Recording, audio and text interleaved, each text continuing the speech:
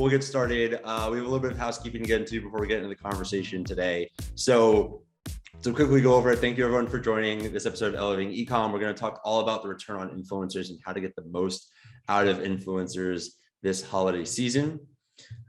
Some quick housekeeping to get out of the way to start off with. I'm the moderator. My name is Jeremy Horowitz. I'm the Director of Marketing Partnerships here at Daasity. I'll be here just to facilitate the conversation with our amazing panel. We're going to get some really interesting topics and really excited to dive in. A little bit of housekeeping. Everybody's on mute, so if you need any help, if anything comes up, or if you have any questions, please drop them in the chat below. We also have a Q&A module where I'll be asking questions throughout the entire panel, and we'll also have some dedicated time at the end for Q&A questions, so toss them in. Nikki, who's on my team, will be able to help if anything pops up and send those questions over to me. And then just so you know, the session will be recorded, so if you want to share it with your team later, we'll be sending it out after as well. So to get into why everybody came and the good content that I'm really excited to dive into today is our amazing panel. So I'm going to allow them to introduce themselves. So Brett, why don't we start off with you and what you're working on over at Kizik? Yeah, so I'm the VP of Marketing over at Kizik, and we're a direct-to-consumer shoe brand that make hands-free shoes. So think about slip-ons, but leveled up times 10. So you can step into your shoes without using your hands or bending over, and yeah, we're having a ton of fun over here and continuing to grow. So awesome, very cool. And Lauren, what about yourself? Fun. I am the brand director and influencer marketing manager over at Organifi. Organifi, we are have juice blends, dried juice blends with adaptogens and superfoods in them. Really exciting. We have about 12 products, and we just celebrated 7 years this month. Congrats. Yeah. Awesome. All right, so we're going to dive right in. Also, thank you, Noah, for dropping that in. Sustainable coffee, also a really good gift for everybody. So let's start off with, I'm a data nerd. We're a data company, so let's talk about data. What metrics are you all really using to measure how impactful your influencer program is? So Lauren, why don't we kick you off with that first question?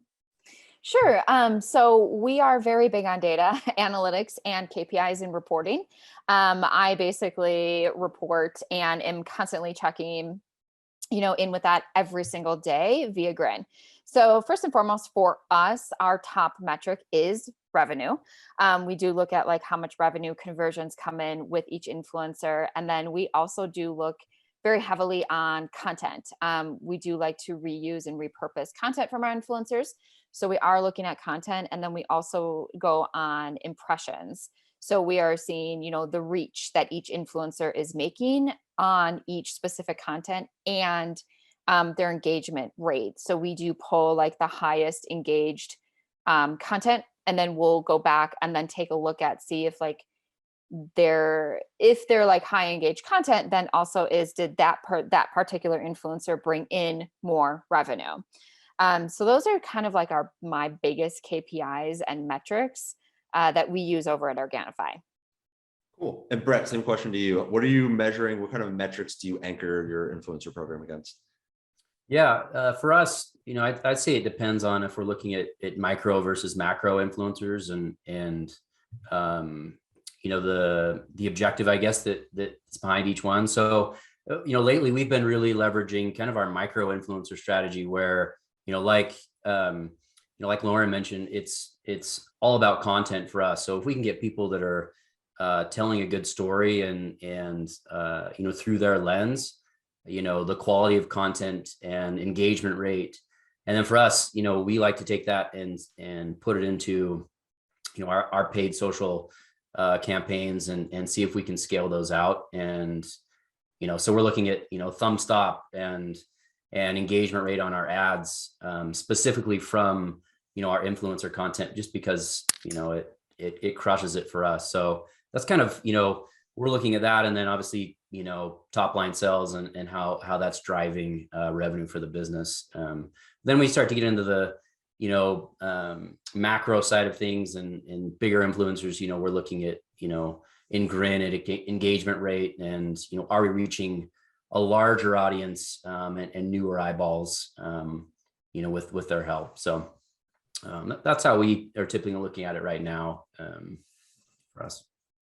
Very cool. And so where are you pulling, I know you both mentioned Grin, where are you pulling that data from? How are you looking at that data? Is there any way that you're segmenting it, or is there a cohort analysis that really helps give perspective on, okay, we're seeing this, but then this is really what it means for the business? So Brett, I'm going to throw it back to you for this question. Yeah, I mean, in Grin, we like to tag everything and segment it based off of like, whether we're targeting, niches, so, health and wellness, or are we talking to, more of the lifestyle influencers, and really just looking at numbers based on kind of the niche audiences that we're trying to target, and segmenting that way so that it allows us to figure out, hey, let's go search for more people in this space, because we know this is really doing well. Like nurses right now are really doing well for us. And so, really starting to build out a more sophisticated strategy once we find something that works, and leveraging, Grin for the tagging and all of those kind of engagement metrics allows us to bucket and segment from there. Very cool. So are there like verticals that you're going after with specific influencers, testing it, and then you roll a program on the back of that if you see the early test work? Yep, exactly. Just for us, I mean, we're again a shoe brand that is, pretty widespread. We fit a lot of demographics and age ranges. So, really testing into different verticals has allowed us to really scale out and then find, especially, on Facebook, find more of those segmented audiences that can, really help us scale efficiently. And so, like you said, we'll test into stuff and then really scale out from there. And Grin's really helped us do that.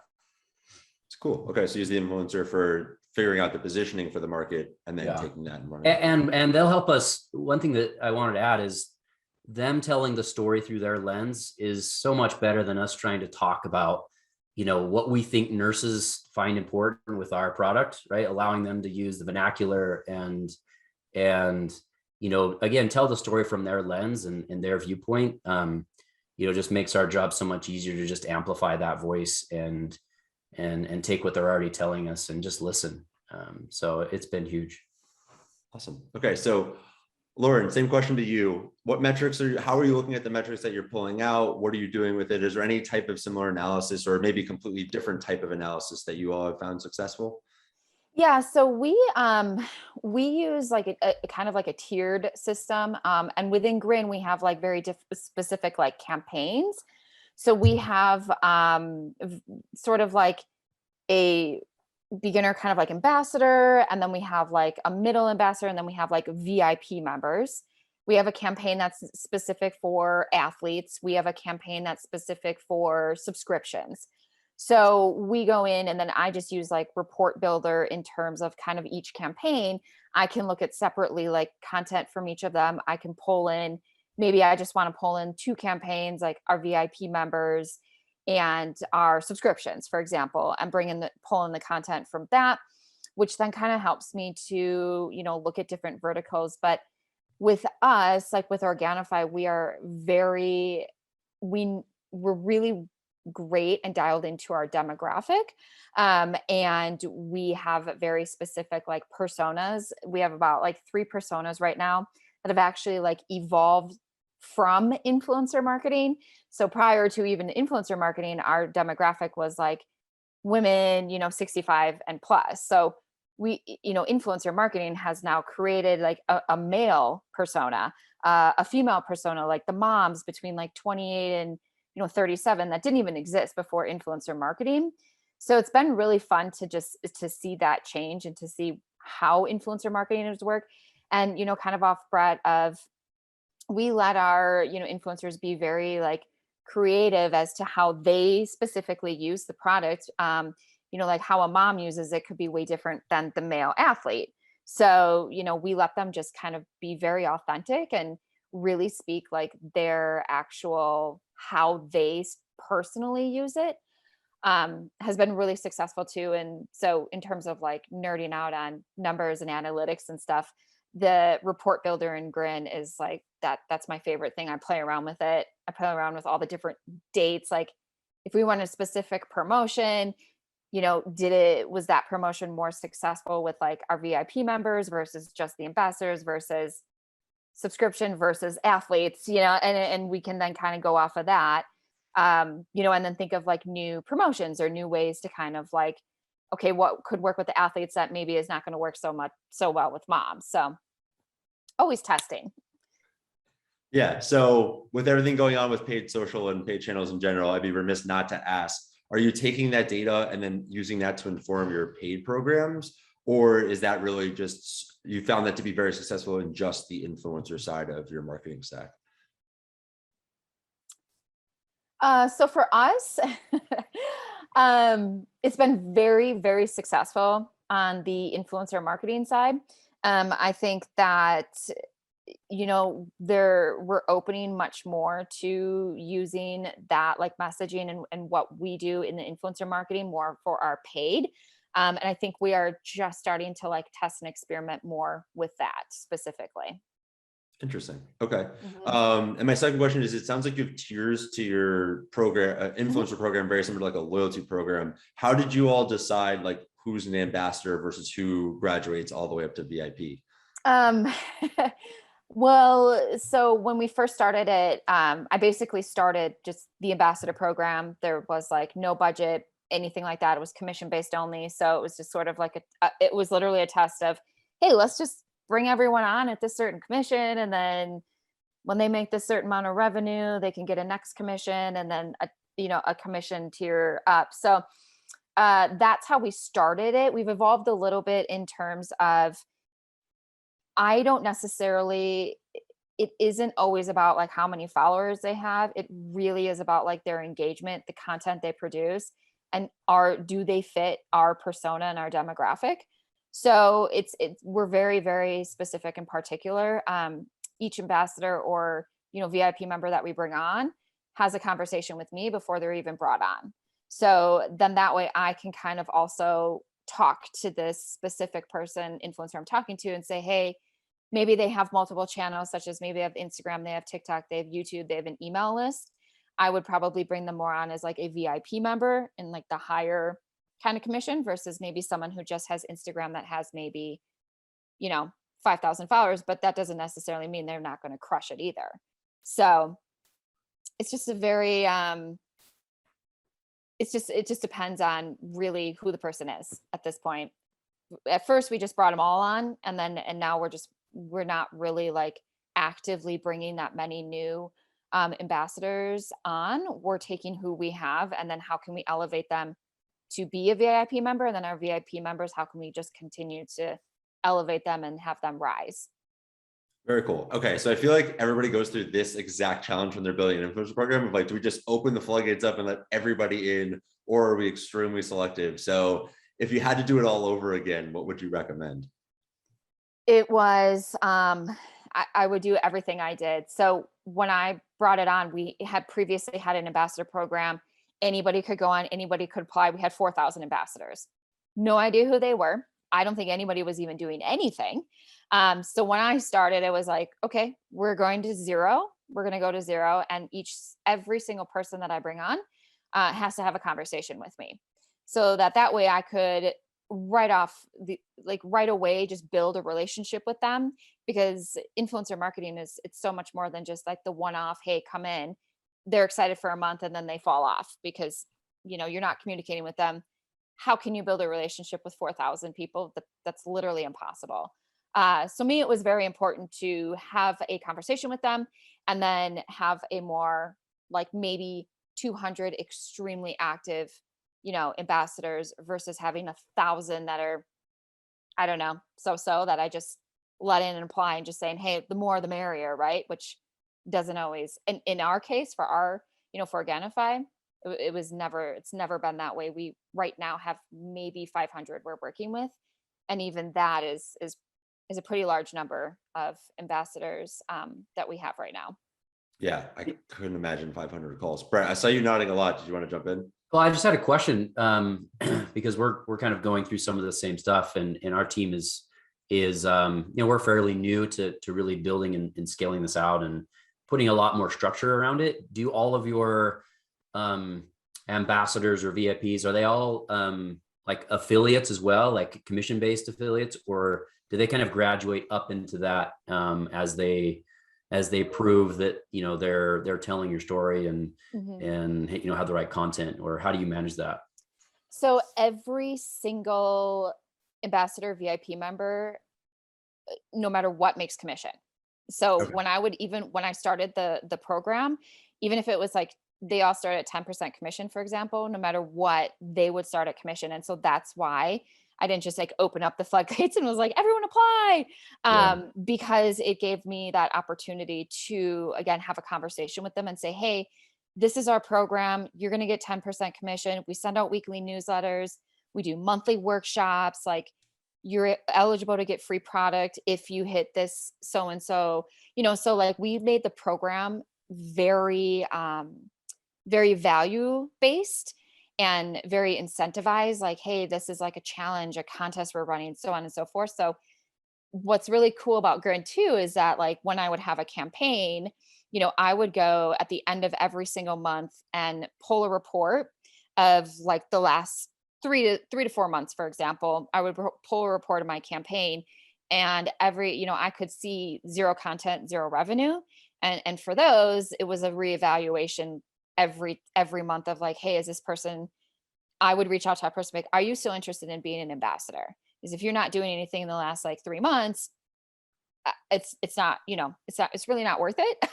And so it helps me to kind of like, I would say the first year was a very, very heavy outreach, very heavy bringing new people on, but also very heavy taking people out, until we kind of hit that nice, like, I would say for 2021, we've hit this part where we're like not actively bringing anybody new on. We've maybe brought on like 10 in the last, for this entire year. Cool. Thank you. That's good to know. Yeah. Interesting. Okay. Yeah. So it sounds like there's a lot of vetting and then a lot of enablement on the back end, a lot of enablement on the back end of that as well. Yes. Yes.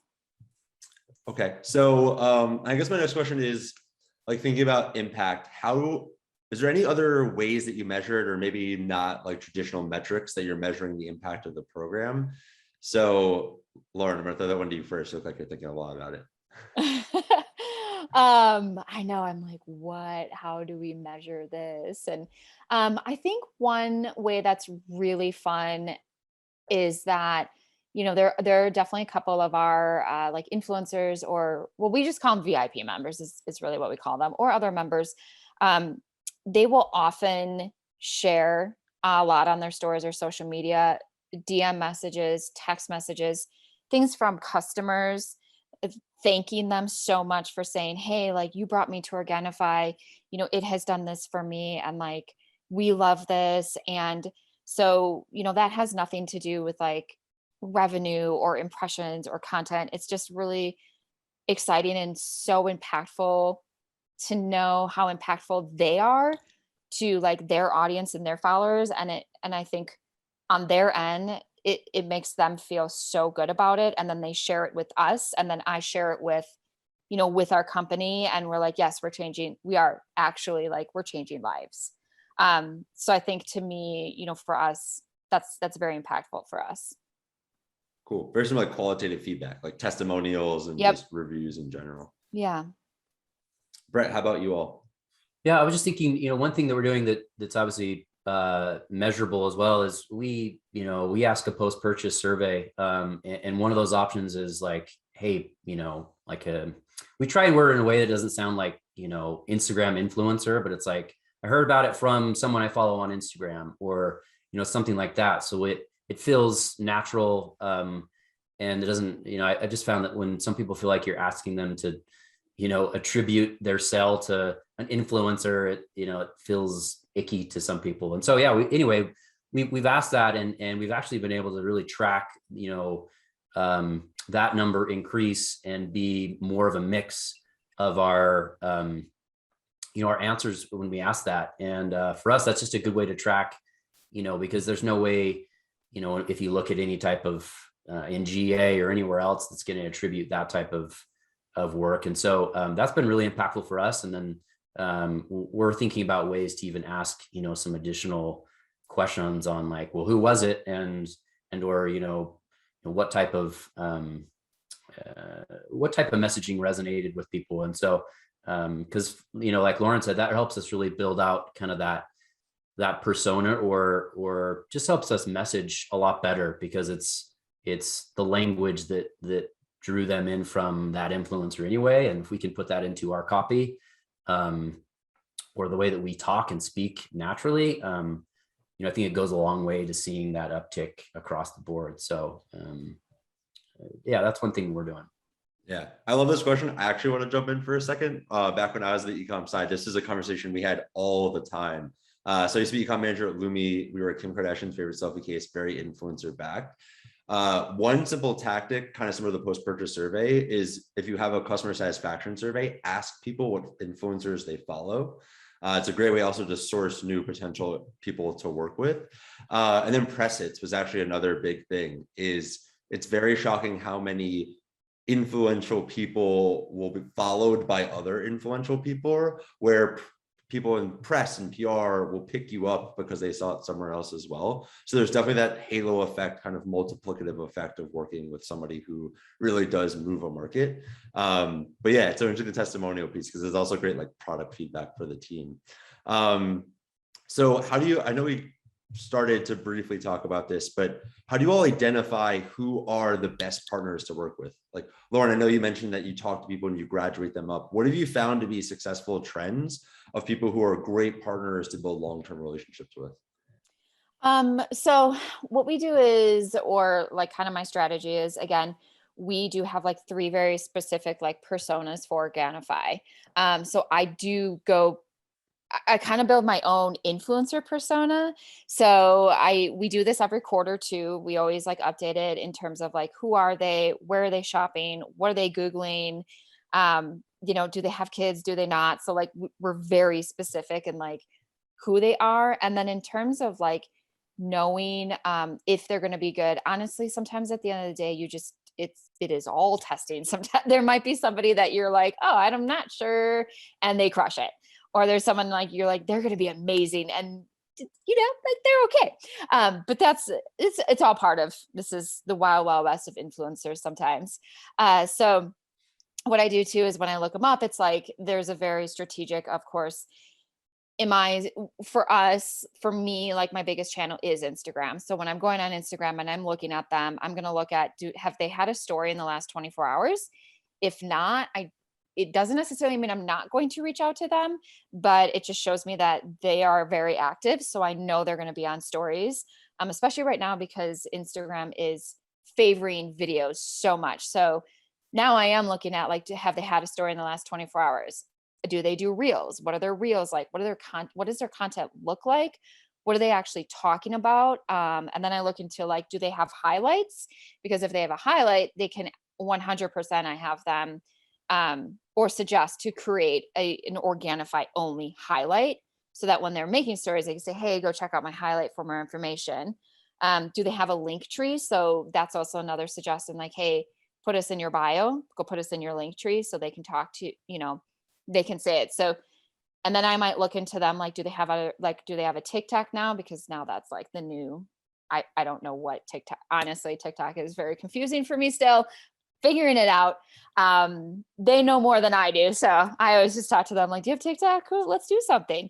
So I'm kind of looking at like, do they have TikTok? Do they have a YouTube channel? Do they have an email list? So I'm looking at all of that before I'm like, okay, hey, are you interested? Yes, let's hop on a phone call.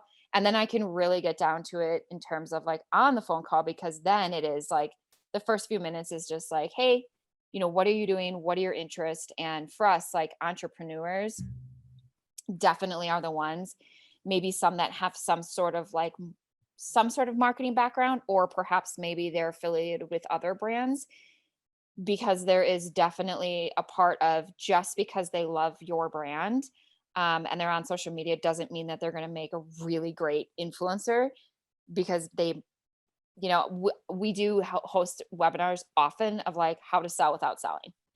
because that's also part of it, right? Like they could talk about your brand and love your brand all day, every day, but if nobody's actually going to like make that purchase, it's not as impactful. So we do go, in terms of like, how do we teach them also now? Do they have some sort of marketing or selling background? And, would they be open to it? So long answer to that. But yeah, that's basically how I vet them, how I go through that process for Organifi. Cool. So it sounds like it's very strategic around the distribution channels that they have available. Yes. Yep. Cool. And it's just very like, how active are they? And what are they talking about? And does it relate to Organifi? Or could it? But you never know. Like testing with verticals though is always really interesting. For example, I have a VIP member we're working with, and she's a very like a DIY. So it's all house stuff, but then she'll incorporate Organifi and crushes it. So yeah, I was like, oh, okay, let's test it. Let's do it. So that one's always, I'm not looking specifically for DIY like influencers, but there's always that like, hey, she fits pretty much everything except for maybe doesn't really talk a whole lot about health and wellness, but her following is so engaged with her that like, they are like, hey, what do you actually like eat during the day? And what are you actually doing? And they're very, very engaged with her in that form too. So it just works out really well. Yeah, I'm taking away from this just a theme of like unintended consequences and great unexpected events. So yes. Brett, same question to you. Yeah, number one for us is just all about, we're looking for storytellers and content creators. So you could have one follower or a million, and that's the first thing that I tell our team to look for is, can they tell a good story and in a way that is relative to the platform. Because for us, we have a very demonstrable product. Like people need to see it in order to kind of really understand like, okay, we've heard about your shoes, but show us how they work. And that's really important. So, that's number one. And then two, I like to, tell our team to dig into the comments, because I've seen a lot of like influencers that the only one commenting or engaging is just other influencers. And that really doesn't help us find new people, right? It's just kind of this, this ring of influencers that just kind of comment on each other's posts. And, we'll kind of disqualify those people sometimes if it's not a good fit. So, does it feel like they're having an authentic conversation with their audience? If so, then, we'll keep talking. But, yeah, we just, it's all about content, because right now we're really trying to scale and scaled through our paid efforts. And we can't have enough good content and quality content that again fits the platform. So, TikTok was mentioned, Lauren brought that up, that's been a really interesting place for us to learn and grow on. And, that platform more so than even Instagram, like it really needs to feel native to TikTok in order for it to work. And it really has to feel like, you're not just pushing so hard to sell something, and maybe some of the traditional stuff that you've seen on Instagram doesn't work as well on TikTok. So again, we're looking at people that get the platform and understand the type of content that needs to be produced there that will get the engagement that we need, and then we can turn around and amplify that. So that's what we've seen be most successful for us. And then, start to put in some of those other parameters that, around, obviously, do they fit, the brand, and does it feel brand right? Does it feel like they're, within our verticals that have seen success, and then go from there. Interesting. So also it seems like a bit of a difference in both of your programs is, Brett, it kind of sounds like you're using it for content creation to then run through branded channels. Whereas Lauren, it sounds like your program is more like they create the content and distribute it to their audience. Is that a fair representation of both programs?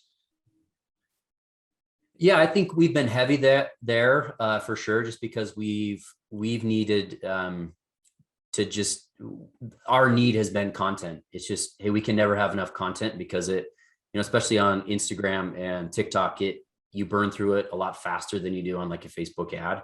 And so that's been big, but we're really trying to emphasize more of just that, building out the program, more so how Lauren has expressed it, where you're using those as boots on the ground, telling your story and really, resonating with their audience and kind of building that army of brand ambassadors, right? And I think that's the next step in our progression, is to really build that out. Interesting. Yeah. I think for us, it's not heavily on content. Like, for example, in for Grin, like we don't require any of our influencers to authenticate their accounts or anything, because we're just like, yeah, do you, like, be creative, have fun.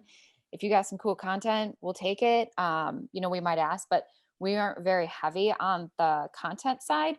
We were very heavy on, like, this is going to be a revenue driving channel. This is where we want it. So, for us, and brand awareness. And so it was essentially building out the ambassador program was, revenue, but then also, like, these ambassadors are the face of our brand. So how they speak about it, how they tell the story, their personal story, is, to us, is like what's very, very important and what is the most, like, impactful for our program, versus like using their content for paid on other things. It is more so like, how do we create this channel as an actual, like, a very successful, like, another revenue driving channel for us, for our company.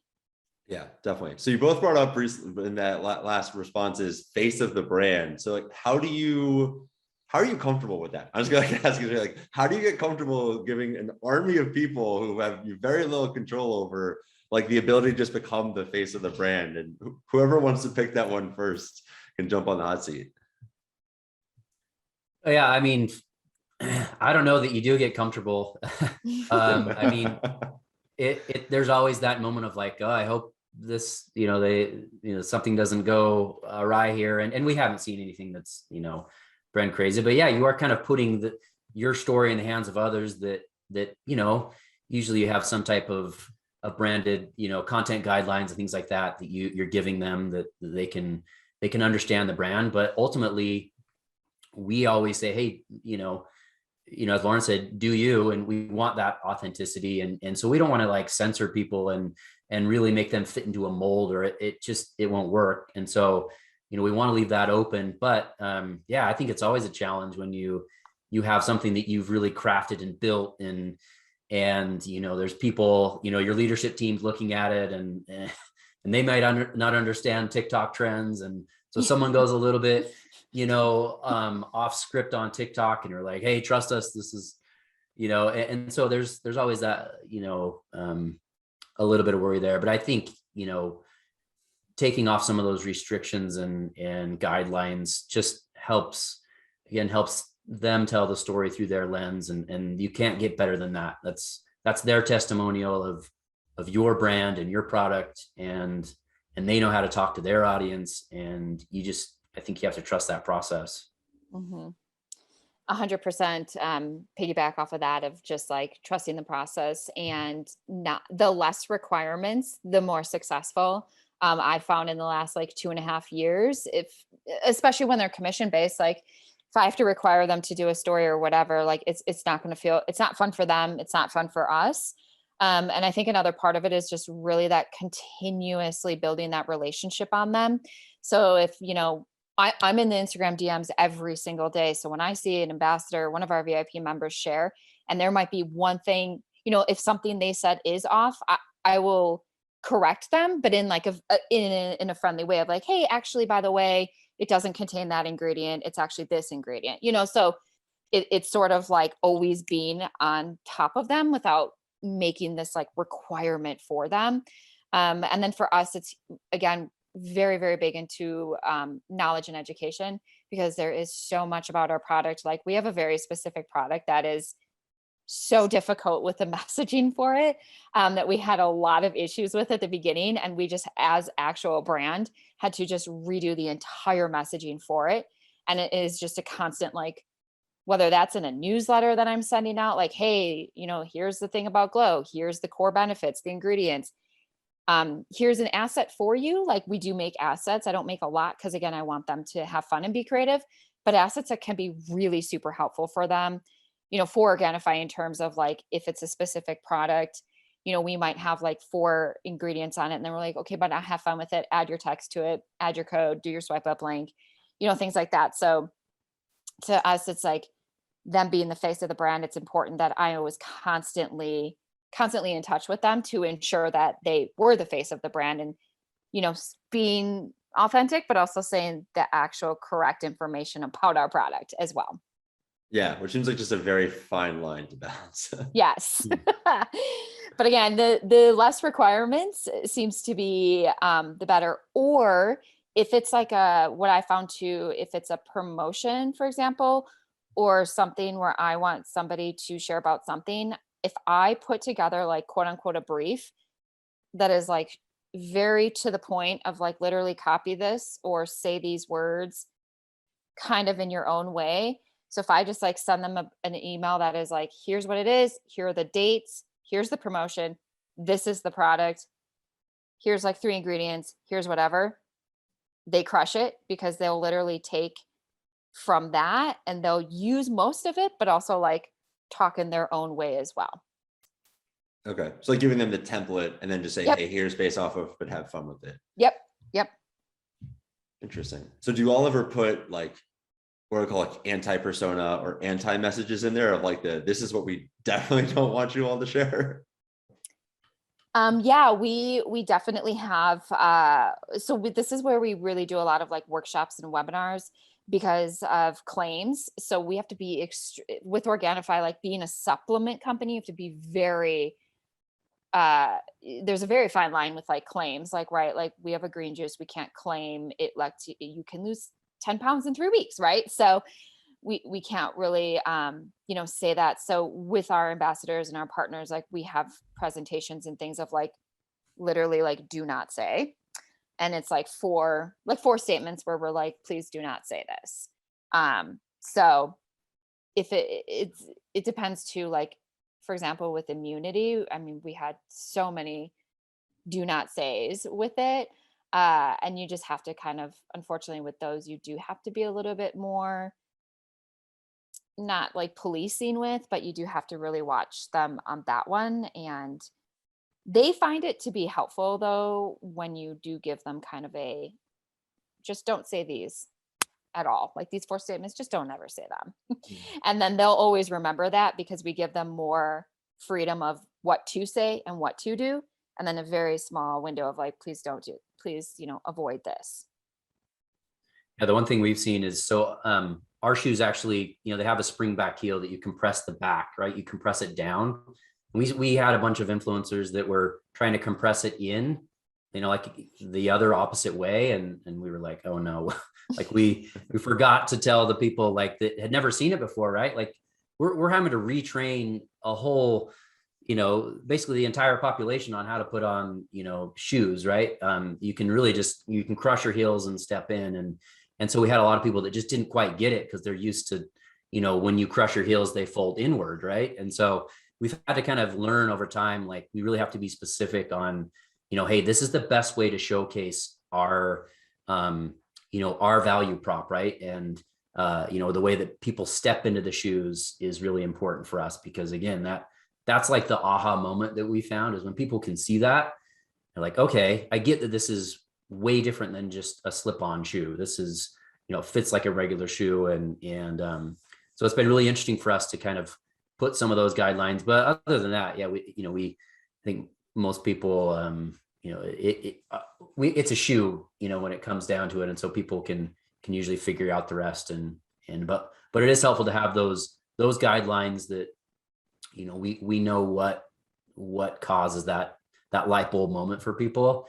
And so really just saying, hey, whatever you do, you got to get a step in and show this off in your content because that's what will connect the dots for people. Yeah. It's like a helpful starting place. I was going to say off of that real quick, Brett, too, what I don't know if y'all are already doing it, but what could be helpful too is actually like with your ambassadors or partners or whoever is actually sending them an example video from maybe another influencer doing it correctly, or you guys actually like sending them a video of like, this is actually how you put the shoe on, so that they can do it themselves first before they even like share about it. Because a lot of times, you know, with Organifi, like I always give people, I'll share like our maybe some like 4 of our like top VIP members and be like, hey, go check out their highlights. Look at how they're talking about Organifi. Look at what they do, because this is how they're successful. Doesn't mean you have to do it this way, but that is always very helpful for them. So if they visually see it before actually going on and then doing it wrong, and then be like, oh shoot, I didn't do this right. It saves you a step.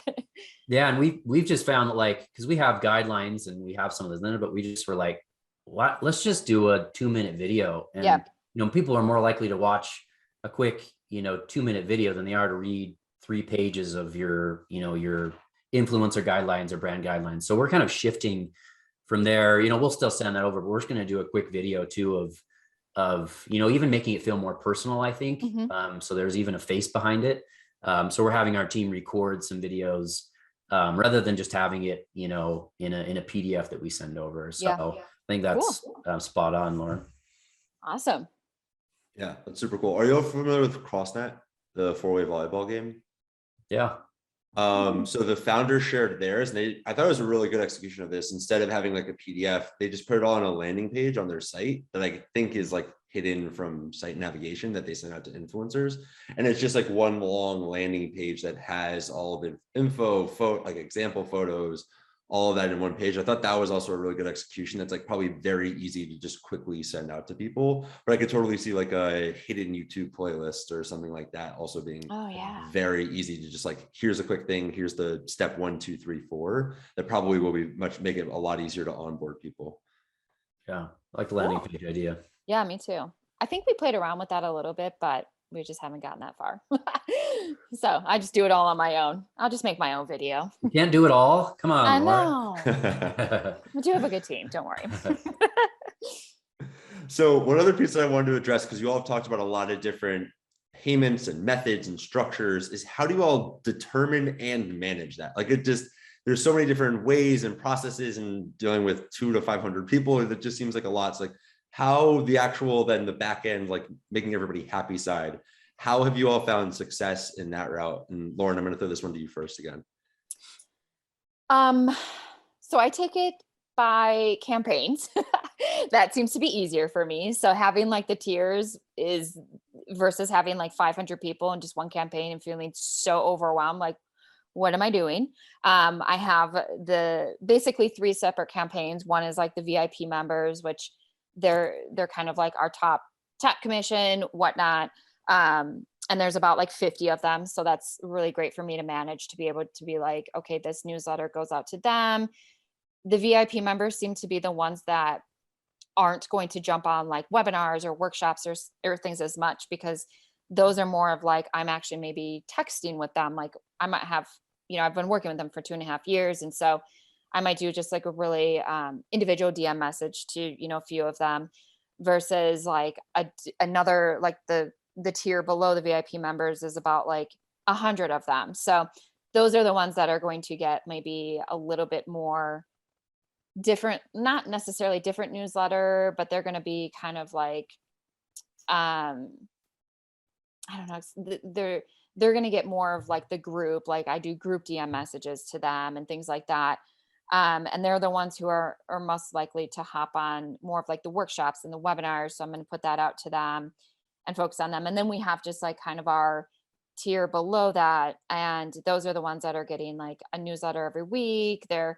We're definitely managing them more in like, you know, Instagram and looking at their content. And then we're kind of taking those of like, how do we get them to the next tier? And then that one campaign, how do we get them to the next tier? And then one campaign to the next. So I'm kind of managing 3 different tiers. But I do have help, thankfully.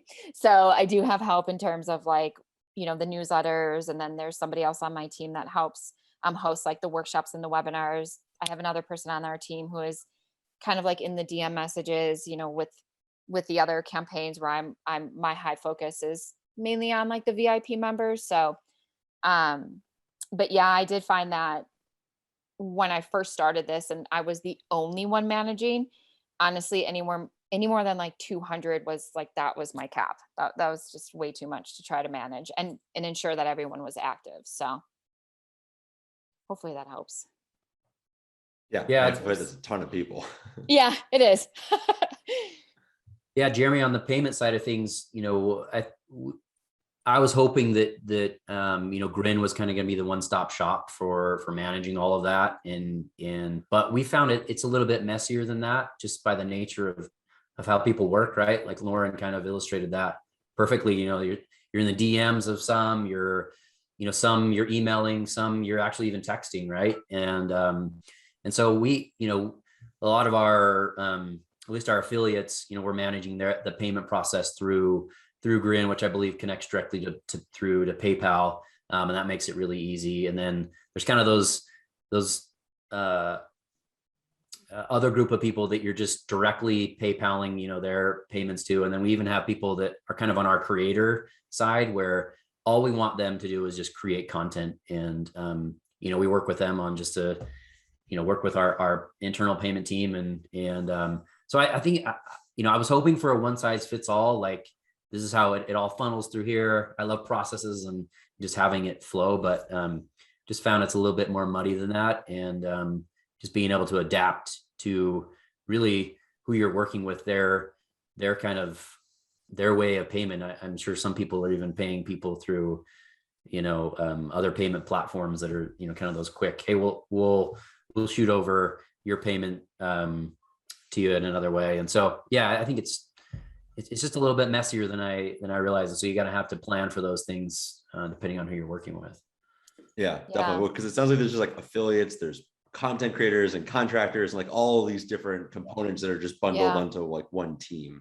So sorry, I just want to jump in really quick. So Brett, for that one, when we work with anybody, they are only paid through, we only pay them PayPal, and it only goes through Grin. We don't give them any other option, to be honest.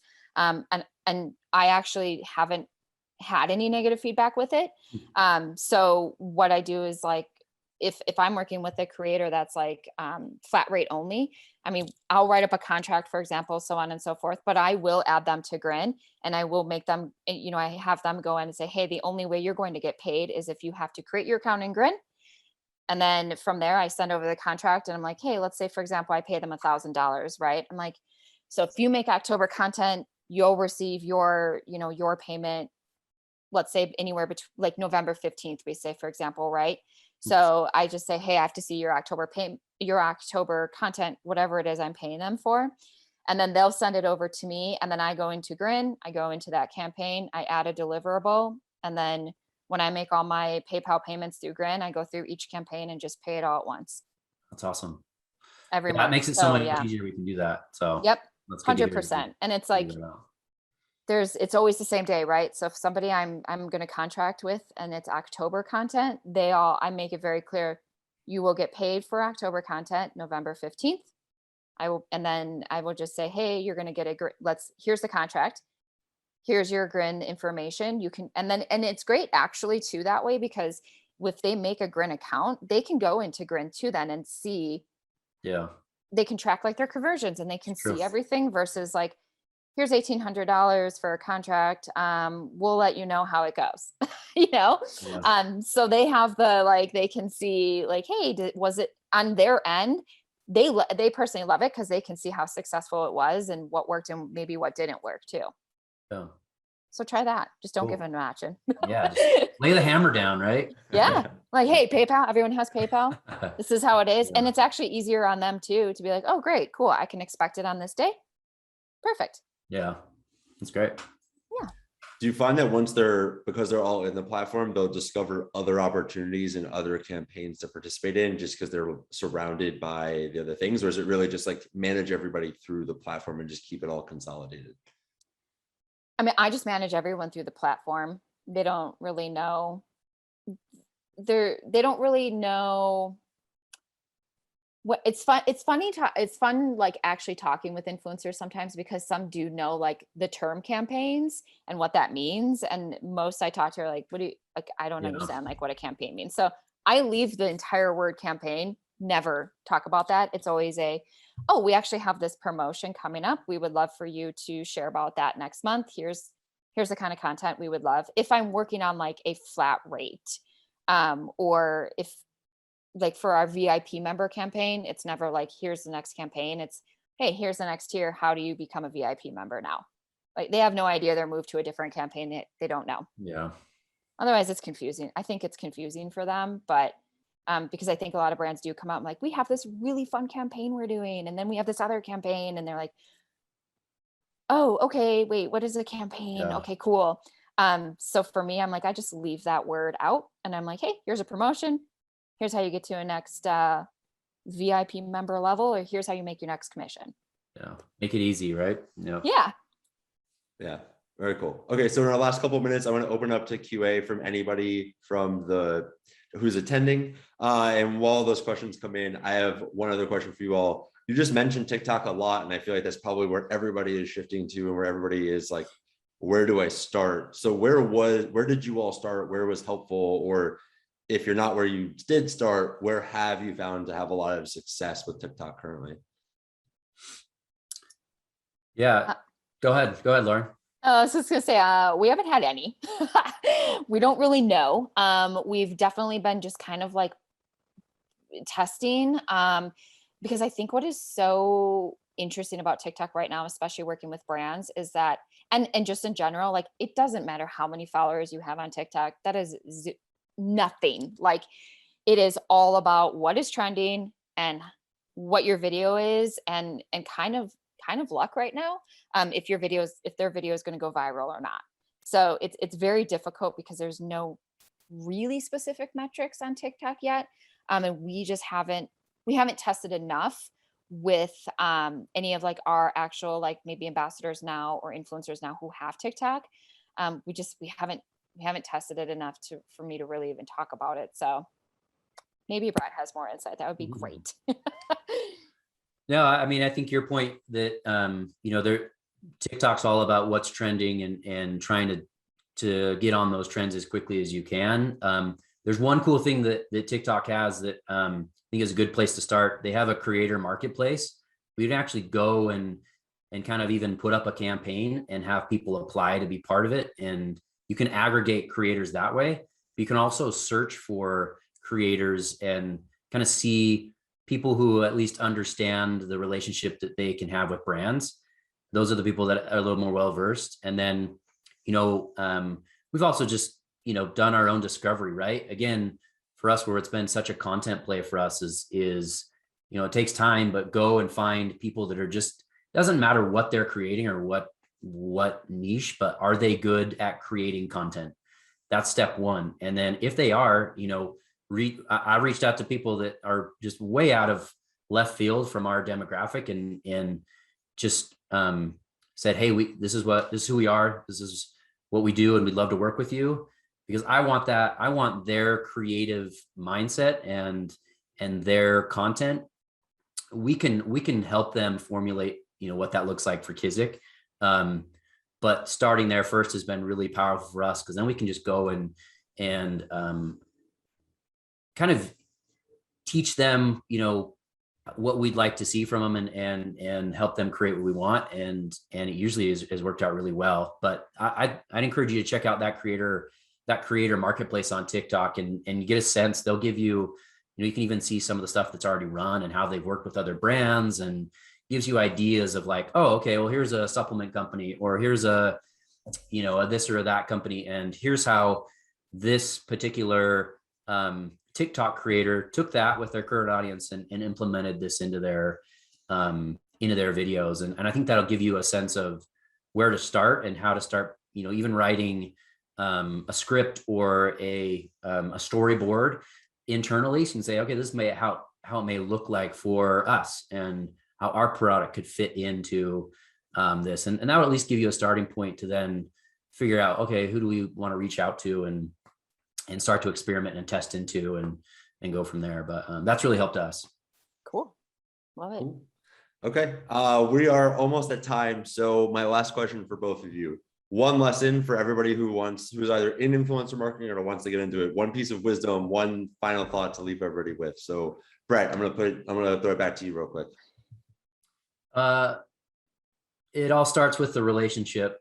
I think all the processes and things like that will help you scale and be more efficient, but you really need someone that understands how to build a relationship. We kind of put it as, for those that have done B2B, like an SDR or someone that's like really building that initial relationship and figuring out, how to just get on the same level and build that camaraderie. And then you can really go anywhere from there. You can integrate them with promotions or campaigns.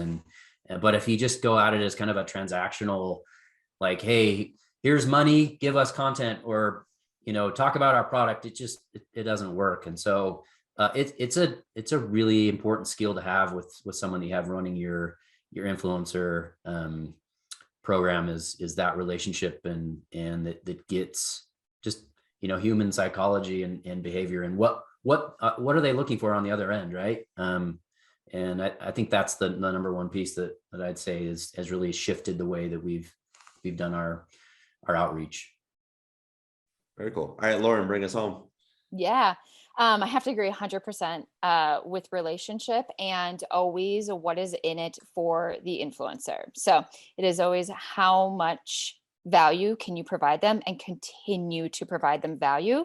Kind of just like, based off of what Brett said of like, it's not just like this one transaction. It is how can you create I'm always looking for long-term. How can I make this long-term?